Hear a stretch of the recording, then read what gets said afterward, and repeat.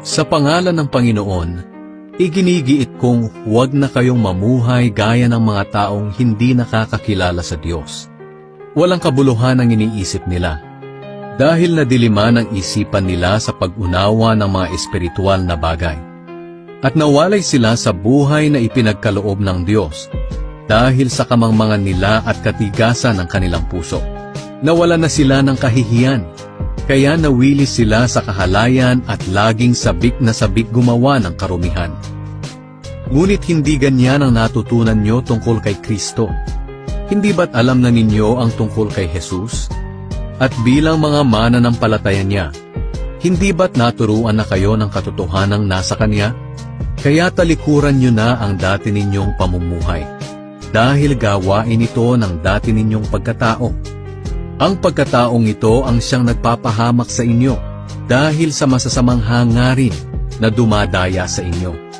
Baguhin nyo na ang inyong pag-iisip at pag-uugali. Ipakita nyong binago na kayo ng Diyos, at binigyan ng buhay na matuwid at banal, katulad ng sa Diyos. Kaya huwag na kayong magsisinungaling.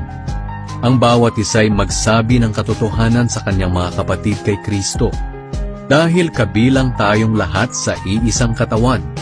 Kung magalit man kayo, huwag kayong magkasala, at huwag niyong hayaan na lumipas ang araw na galit pa rin kayo.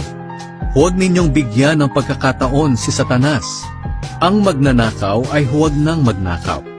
Sa halip ay maghanap buhay siya ng marangal, para makatulong din siya sa mga nangangailangan. Huwag kayong magsasalita ng masama, kundi iyong makabubuti at angkop sa sitwasyon, para maging kapaki-pakinabang sa nakakarinig. At huwag ninyong bigyan ng kalungkutan ng banal na Espiritu ng Diyos, sapagkat ang banal na Espiritu ang siyang tanda na kayo'y sa Diyos, at siya ang katiyakan ng kaligtasan niyo pagdating ng araw. Alisin niyo ang anumang samaan ng loob, galit, pag-aaway, pambubuliyaw, paninira sa kapwa, pati na ang lahat ng uri ng masasamang hangarin. Sa halip, maging mabait kayo at maawain sa isa't isa, at magpatawad kayo sa isa't isa, gaya ng pagpapatawad ng Diyos sa inyo, dahil kay Kristo.